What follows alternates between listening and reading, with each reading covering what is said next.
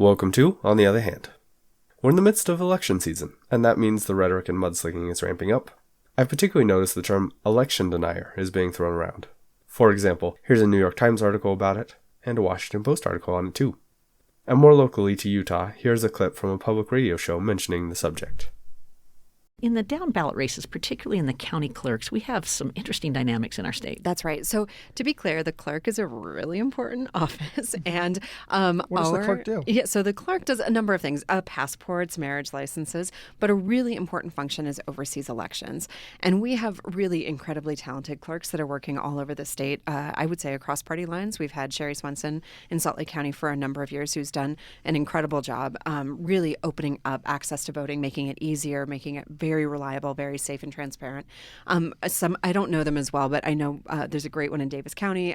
I don't know exactly what's going on with the existing one in Utah County, but what I can tell you is the Salt Lake Tribune just reported that there are 4 counties where we have election deniers running for county clerk across the state. Summit County, Salt Lake County, Utah County, and Washington County. Important counties. Important counties that are really, Summit less so, but Salt Lake, Utah, Washington. Huge populations, right? Mm-hmm. These are places where we really need somebody with experience, transparency, who frankly is not caught up in what I would say are pretty extremist and kind of out-of-step views around the elections. So please research your county clerks. So when people use the term election denial or label someone as an election denier, what do they mean? It's really hard to tell.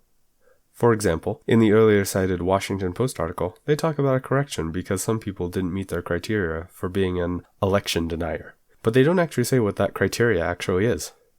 After doing a whole lot of searching, I finally found one outlet that defined who they consider to be an election denier.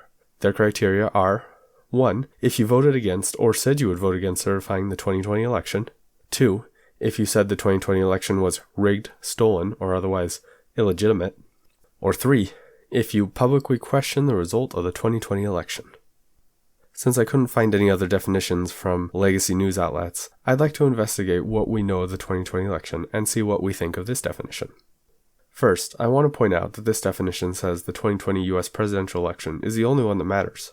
Both elections in other countries and other elections in the US don't count towards this definition, including previous US presidential elections. Which makes me wonder, why? Why only have the term election denier apply to this very specific circumstance? Why are there no other groups or elections where people are concerned about election denial? The next question I investigated was, how many other times have elected officials objected to previous elections?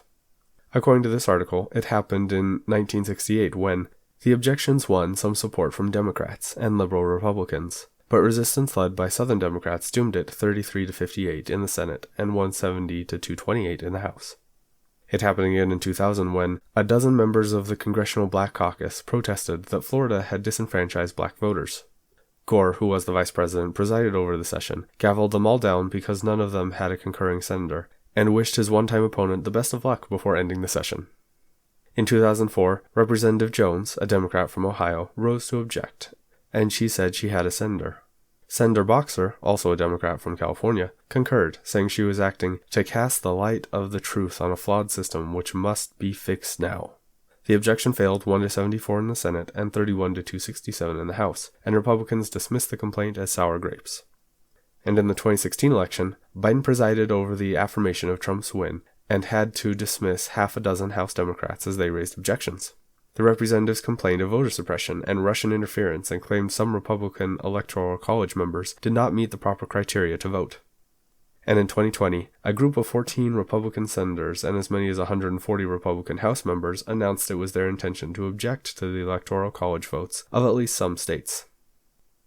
So each of these situations are their own can of worms, and because this is based around politics and winning elections, almost everybody who's interested in the subject will have a bias in each of these situations. But again, I find it interesting that only the 2020 objections are included in the term election deniers. So what about the other 2 criteria? What do we make of people calling others names for saying that the 2020 election was rigged, stolen, or just publicly questioning the results? Well, now that it's 2022, we have had 2 years for the dust to settle on 2020. So let me highlight 3 things that I find interesting about the 2020 election. First of all, there were many new COVID policies and procedures around the 2020 election, and many states were trying to predict how COVID would affect elections months before they would take place. This led many areas to lower the bar to vote, such as trying mail-in voting for the first time, being generous with voting exemptions, and having less stringent identification practices. Many states handled this relatively well, but Wisconsin and Pennsylvania have since had court rulings showing that the states violated their own election laws. In Wisconsin, it was ruled that the Wisconsin Election Commission illegally made changes to the voting process in the 2020 election, involving unauthorized ballot drop boxes. In Pennsylvania, their newly passed voting law was declared unconstitutional after the election had taken place. That law did things like permitted no-excuse absentee voting and reduced the voter registration deadline from 30 days to 15 days. Second, there was an interesting article published February 4th of 2021 entitled "The Secret History of the Shadow Campaign That Saved the 2020 Election." The article quotes Trump, who said, "Within days after the election, we witnessed an orchestrated effort to anoint the winner, even while many key states were still being counted." And they follow up that quote by saying, "In a way, Trump was right. There was a conspiracy unfolding behind the scenes, one that both curtailed the protests and coordinated the resistance from CEOs. Both surprises were the result of an informal alliance between left-wing activists and business titans. The pact was formalized in a terse, little-noticed joint statement of the U.S. Chamber of Commerce and the AFL-CIO published on Election Day.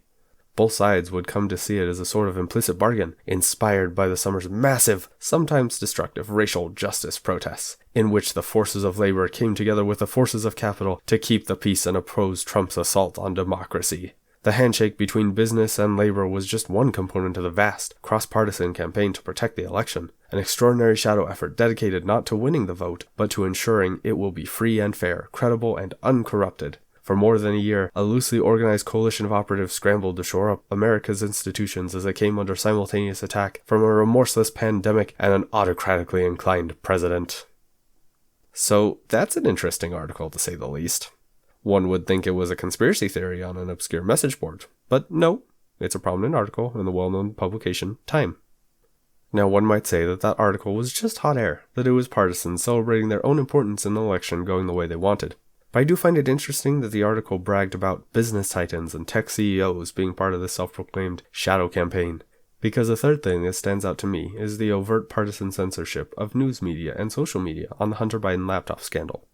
You see, in October of 2020, just before the election, information came forward, allegedly from the laptop of Hunter Biden, Joe Biden's son, that implicated Joe Biden in corrupt business deals with his son and foreign countries. The crazy part, though, was the complete radio silence and outright censorship of this story. The FBI actively didn't look into it because they didn't want to change the outcome of the election, which seems an awful lot like a trolley situation to me.